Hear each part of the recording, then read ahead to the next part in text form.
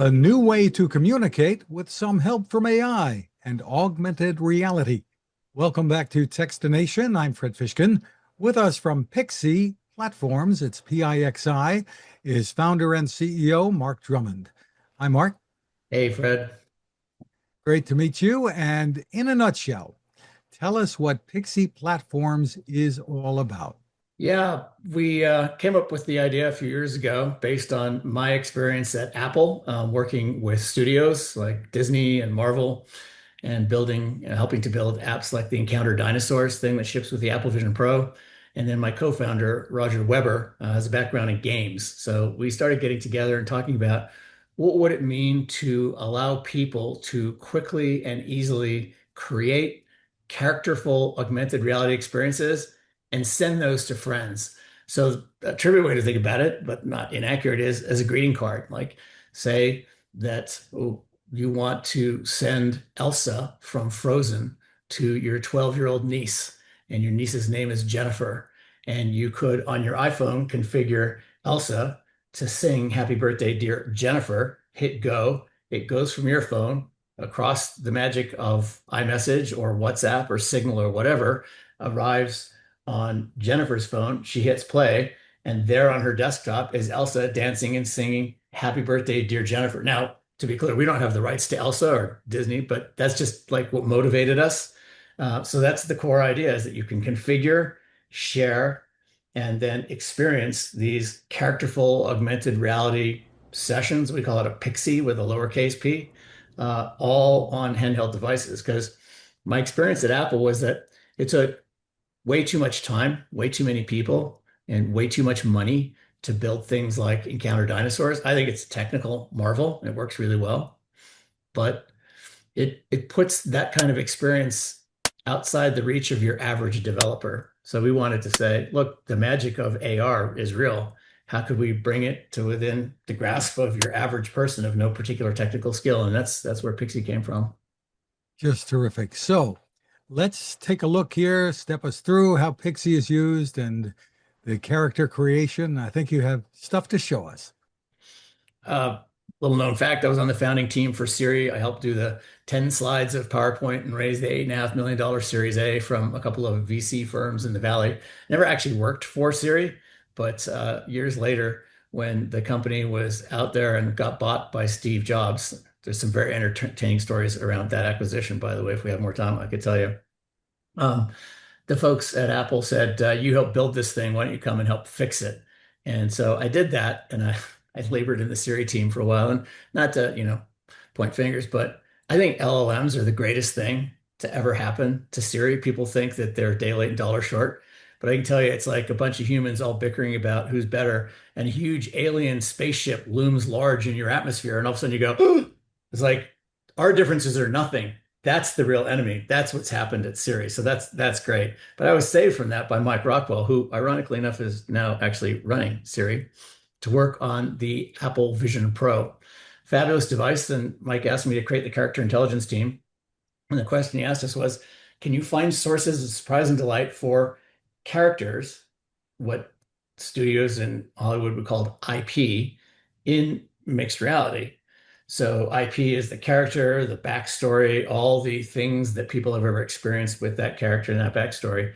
And we learned a few interesting things here with characters in mixed reality. One is that it's very easy to do an animated overlay of characters in like some idle loop in augmented reality that's table stakes. But very quickly it gets boring because the characters aren't paying attention. A sound happens and you look at it and the character is oblivious, or a dog walks by and the character's still oblivious. So we realized that central to the idea of bringing characters to life in mixed reality is using AI to define sensory machinery for those characters so that they can respond appropriately to a sound, to an object, to movement.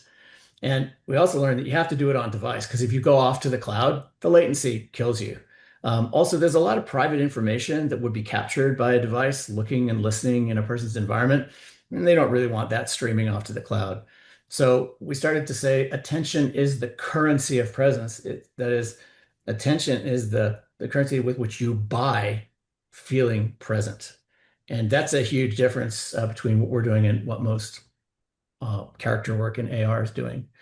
The other thing is that this headset, I have one sitting here. People say it's too expensive. I don't agree. I think it's an amazing device for the price, but there's lots of AR type experiences that you could have that the headset is not right for. Now, if someone's doing an appendectomy on me and somehow they're doing it partly in an augmented reality way, I want them to have their hands free and I want them to have a Vision Pro strapped on.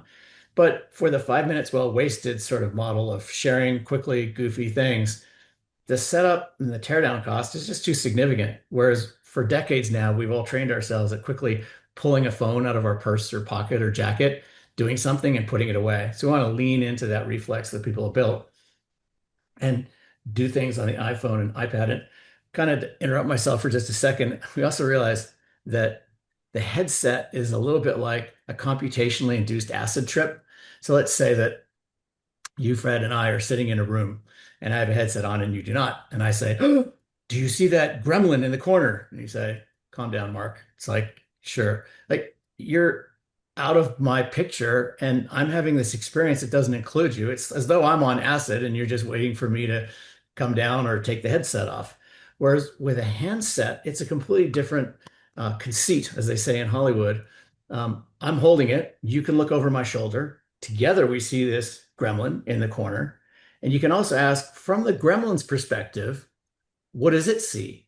Well, it would see a silvery rectangle floating in the air with your nose there and my nose here, and us jockeying for position behind this floating portal. What does that mean? That's a completely different experience than the headset. The headset says, you're there, shut up, it's real. The handheld thing says it's a window into something, and you look around it and it's not really there. It's like, that's a very different sort of thing. So it's not like better or worse. It's just very, very different. And people tend not to discuss that, which is always surprising to me. And then the other thing, and I alluded to this before, is like it costs millions of dollars and takes tens of people and ones of years to create something like encounter dinosaurs. That's ridiculous. Like we should be embarrassed as a species that we don't have better tooling than that. So that's what we at Pixi said is like, if you made it possible for people to create and share these augmented reality experiences and personalize them, what human need are you meeting? And it pops out pretty immediately, which is thinking of someone when they're not present. And we've been doing this for hundreds of years with greeting cards, pieces of paper in the mail. We've been doing it for decades with electronic cards that you get via email and you tap and it takes you to a website and there's content there. And we've been doing it with animated GIFs. So these are your dad's media, your granddad's media in some case. And we said, if we make it possible to create and share these AR type experiences with characters at their heart, then we can lean into this need. So that's what he says. What if you could customize a character, send it, and allow it to interact with them? So this is where I think we kind of stumbled into this idea of agentic media. The core of it is pretty simple. It's character as software. So a Pixi, with a lowercase p for us, is a complete package of sensors, a brain to make decisions, behaviors, maybe a message to deliver, and some animations, such that if you have the right interpreter on the receiving side, you can run that character as a piece of software. And Alyssa helped us sort of figure out that this is now a natural part of a media evolution. That you could say in the beginning, there was static media. You look at a photo, you look at images, you look at text, and then you add a time element, which is like a little program counter through your audio file or your video file. So now you're watching something that has some dynamism to it. And with Agentic, it's a program and you can interact with the character. So the exact results are non-deterministic or at least highly conditional on the environment in which you're running this thing. So the character arrives, perceives the room, reads the receiver, and listens. And this is another important distinction between, let's say, a handset like this, an iPhone, and a headset. This has cameras, maybe LiDAR looking out. It's got a camera looking back. It's got a microphone listening. So in a sense, this little handheld thing is better than the headset because the headset can't look at my face. It's strapped to my face. So they can track my gaze in a way that this device cannot. But this device can see my facial expressions, listen to the world, and look at the world. So we sometimes think of this thing as a little reality clutch. You pop the clutch between what's happening out there, how I'm reacting to it, and the sounds that are all part of that experience. So These are the 4 steps. Apologies for the cheesy animation, but I just had to. You author on the iPhone, you send it today in iMessage, but in the next few weeks, we're going to add any carrier that can take a URL, so WhatsApp or Signal or anything. It arrives in some appropriate way, and then the person interacts with it. And today we're focused on iPhone and iPad to some extent. There's a couple of billion of such devices out there. There's more Android devices, probably upwards of 4 billion Android devices. So we're a small team. We have to focus. So we're focused on iPhone and iMessage to begin with, and then iPhone and any messaging service soon after that. So it enables 2 things, one on the business side, one on the consumer side. On the business side, IP owners can put their characters into extended reality and hopefully generate additional revenue safely. One of our investors is Framestore, and I can't make commitments with respect to Framestore's existing clients, but they have many existing clients. And we're working with them to look at ways to bring their existing clients' IP to life in this kind of interactive, intelligence-driven, extended reality situation. And then for consumers, they can find their favorite character, personalize it in a sense that they're a director, telling the character what to do and what to say, and then they send it out to their friends. So it's something in addition to text, in addition to images, in addition to movies, you can now send this complete agentic experience. Well, that explains some of the background, but what does it actually look like? Well, that is a good question. It's like a cooking show. Here's one I made earlier. So there's 2 cell phones. You can see them on the screen here. This is the one on the right. This is the one on the left. So I can use the one on the left. You can see it's just a regular old iPhone. I go into iMessage and I hit the plus button. Got things that I can send. One of those things is a Pixi. So right here inside iMessage, I can scroll up and I get a carousel of characters. Now, we've populated this with our own characters to begin with. We have a rangy cat, we have a cute robot, and I can show you this talking envelope. Let's just start with a cat. And for each character, you can customize it. So I'll send a gray cat, and I want it to tell stand-up jokes until someone smiles. And then I got to put a message in here. Happy birthday, Jennifer. I do have a sister called Jennifer. Hope you have a great day. And then hit send. So it packages that complete configuration of that cat and those animations and those messages and an ability to listen. And it sent it, you can see, to this phone on the right. That's this one. And I will just tap on the message here, or I'll tap on the thread, and here's the cat, and I tap on the cat. You see my slightly messy desk. Here's the cat. Happy birthday, Jennifer. Hope you have a great day. So the cat is paying attention to me. It knows where the phone is. It's mirroring me. If I tilt my head, it's doing that. If I stick out my tongue, it's copying that. If I take my Yeti mug here, even though it's just an iPhone, the occlusion's pretty good. It's actually hidden there. It feels like it's on the desk. And now it's going to be telling terrible, terrible dad jokes. My job is to not smile in this particular game. Kids seem to like this one a lot. So if I smile, it's going to be like a bad comic. You know, you've been a lovely audience. I've been here. I'll be here all week. So these are all comments made by a cat hearing, in this case, dog barks and dog howls. So the cat will have any number of things it can say about many hundreds of sounds that can be heard. And then if I eventually smile here, we're using the camera facing the person to see what their face is doing, which allows us to do all that mirroring, etc. So this is the Pixi Garden app, which is, where do you find pixies? Well, you find them at the bottom of the garden, of course. So this is the thing that's actually the player, and we hang on to ones you've received if you want to play them again. You can also just play things locally. So let's say that I want to do the robot, and I want it to play tic-tac-toe, and I won't bother including a message here. So we get the robot, positions himself. I get to put this down. Bring it on. So the sounds here, you can just sort of diffusely hear clicking of pieces on the board. If I had a headset in, I don't, because I want you to hear all these sounds. If I have a headset on, we do spatialized audio. So the sounds, like when the robot speaks, it comes from there. When I put a piece down here in the headset, it actually sounds like it's coming from right here. So it's actually quite compelling because, again, the phone is like this little magic window which routes the sounds from that side to this side in a spatially appropriate way. So just in the interest of time, let me show you one last thing that's coming soon, hopefully this week. We submit to the App Store. We're very motivated by this idea of being able to send an envelope to yell at your friend. So I can send an audio message like, let's say, you owe me $10, dude. I know where you live. I want you to give me the $10 or I will come and find you. All right, maybe that's slightly too threatening. And then if I hit play here, I'm attached with a cable, so I can only move so far. You owe me $10, dude. I know where you live. I want you to give me $10 or I will come and find you. And then it falls to the floor down there. So you can send an envelope to your friend and threaten them. And if they back away, it chases them. It'll chase them around corners.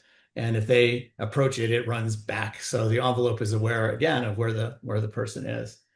That's the basic idea for now, is that we are sort of priming the pump, if you will, with our own characters. We don't think anyone's going to deeply care about our rangy cat or our cute robot. I think they might care more about the envelope. But this for us is a demo. As Alyssa has heard me say many times, if you're not slightly embarrassed by the first thing you launch, you've waited too long. So this for us is really just a demo of where we can go. And the next phase is to find companies that have spent a lot of time and money building up IP that's got a rich background and show them that we can safely bring it to life in AR on 2 billion different iPhones and iPad devices, subject to their constraints. Because you don't want Elsa, for instance, arriving and spewing invective or swearing. That's not okay. So the authoring interface has to be such that you can only ask the character to do things that are in bounds as far as the IP owners are concerned. If we eventually did a deal such that you could send Deadpool, one 22-year-old guy is going to send to his 20-year-old male friend a Deadpool that does land and swears its head off. And that would be fine with the people that own Deadpool because that's consistent with that character. Does the recipient need to have the app installed?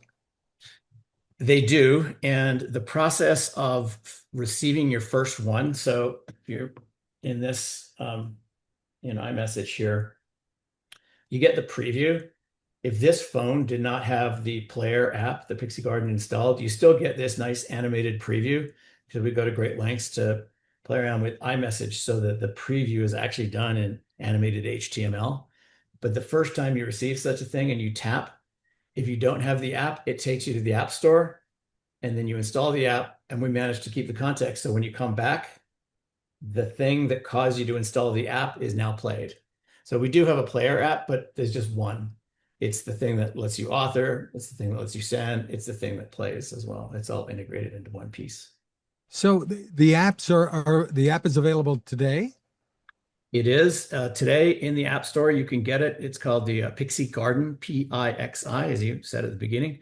And today it has the cat and the robot in it. And perhaps by the end of this week, we'll have the envelope so that you can send threatening notes to your friends. Tell us more about the vision. Now, you said it's coming to other platforms like Android as well. And do you envision this being the type of app that everybody will use at least occasionally instead of the regular messaging? Is that the idea? That is the idea. Yeah, that's exactly right. I think that, well, I know that we don't plan to usurp text. Like if I say, hey, honey, to my partner, see you at 5, I'm not going to send a Pixi for that. And I'm not going to send a voice envelope for that. That's just quick dashing off of something. But for slightly more special occasions, events, things that aren't RSVPs, like for parties, like a 4th of July barbecue, I don't see people sending a Pixi, but to say Merry Christmas or Happy Hanukkah or, have a great Day of the Dead, we're going to be adding assets. So if you want to say, Happy Halloween to some friends, you can put together a little vignette of a couple of glowing pumpkins and a dancing scarecrow. So it's just the scarecrow that's the character that delivers a message, but the scene can have a bunch of pumpkins in it because your average iPhone has more than enough processing power to do that. So I Will think this be a subscription type of service or pay once, or is it just going to be paid for by companies that want to take advantage of this? we're hoping for the latter. Our content is free. Anything that we produce will always be free. We're going to encourage companies that do pilots with us to make it free to use their characters as well. Because if you think about it, the like my sister Jennifer, she's a fan of M&Ms. Imagine that Mars wanted to work with us and have Pixi include an M&M. You can pick the color and you can pick what it says or the dance that it does or the song that it sings. Say this, dance this, whatever. So my sister Jennifer likes blue M&Ms. So I could send her for her birthday that says, "Happy birthday, Jennifer." And the blue M&M does a birthday jig on her desk, paying attention to her, wandering around, commenting on the things that are on her desk or her kitchen table. To me, you shouldn't charge, Mars shouldn't charge for that. I am an, distributing their ads for them at basically no cost. So I become the advertiser. She consumes this ad unit and Mars benefits. How do they really make money? Selling M&Ms. So this would make my sister go, "Yeah, it's been a while since I had a blue M&M. Thanks. I can't eat that one, so I'm going to go buy some." So that's the way I would think that it would ultimately work. But full disclosure, we don't have all those pilots lined up yet. We have some, but the actual question, the answer to the question of how do we generate revenue is TBD. Well, you have such an interesting career, Mark. We were talking before we got started here. You were involved with NASA That's right. and maybe Mars, the other kind of Mars that we That's were right. talking about. Exactly. Yeah. So the rewards are real, but very different with these careers, right? They really are. Yeah. As you said when we were talking at the beginning here, essentially being a civil servant it's an honor um, and a delight to represent the US in the robotic exploration of the solar system. I wasn't even born in the US, but I managed to become a US citizen specifically to do this kind of stuff. And it's super exciting. So yeah, these are very different kinds of projects. Uh, I know that when we toiled away in obscurity with 12-hour days at JPL and at Ames, we knew that no one cared. No one gave a rat's ass about what we were doing. It just like if you crash the next lander on Mars, then everyone points in your direction and says, "You idiots, that's $1.5 billion gone down the tubes." And if you land, they go, "Yeah, of course you can land." Well, sure. Like people at JPL that do what's called the EDL, the entry, descent, and landing, that's the hard stuff. The people that I was involved with, we do surface operations, which is relatively easy. The only thing you don't want to do is drive off a cliff. Once you land, as one of the mission managers said to me, it's like you've achieved by not putting an unintentional crater on Mars, you've achieved 90% of the mission goals. It's like now you can get 10% more by roving around for a few hundred days, but like just don't crash. So our stuff was easy compared to the entry, descent, and landing. It's like figure out how to drive around and some vehicles are solar powered, so you have to take into account the incidence of the sun on the solar panels so that it doesn't die overnight. The more recent ones are fueled by what's called an RTG, a radioisotope thermal generator, which is a little chunk of plutonium that just stays hot. There's a thermocouple against it, so it can generate electricity for like 100 years. The constraints on how you manage that vehicle are different than one which is solar powered. But yeah, it was tremendous fun. And that was I find it amusing what people call GoFi now, good old fashioned AI. It's like, really? Is it that long ago? I guess so. It's in the 90s, early 2000s. It's all constraint satisfaction, right? Like you got a set of constraints or equations and you have to find values for these things that satisfy all the constraints. It's still AI. It's just not a neural network. It's a different kind of AI, but AI has been used at NASA very successfully for decades in many, many different ways. And now we can send them a Pixi message when they have a success. Yeah, that's right. I hadn't thought of that as a goal. We got to get a Pixi sent to a rover. We need a picture back of our cat on Mars. Yeah. That would be terrific. So where do people go to get the app and to learn more? So it's in the App Store today. So if you have an iPhone or an iPad, just open the App Store, search for Pixi Garden, Pixi Garden. You'll find it.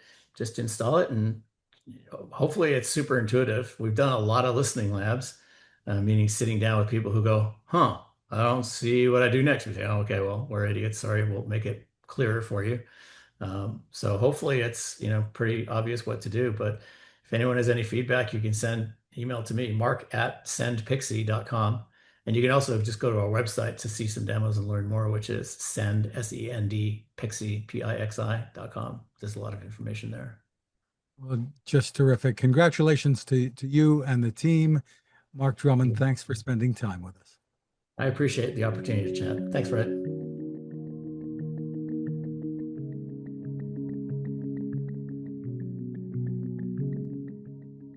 The Haven 10,000 lantern is a smartly designed, beautiful solar light that you will love indoors or out. It is waterproof with up to 1,200 lumens of brightness. That's a lot of light. And the base becomes a flashlight at the push of a button. The power comes from a built-in lithium-ion battery recharged by the sun. The solar panel is built in, or USB-C. The battery can even recharge your phone. Did we mention how durable it is? How it folds down and can run for up to 120 hours on a charge?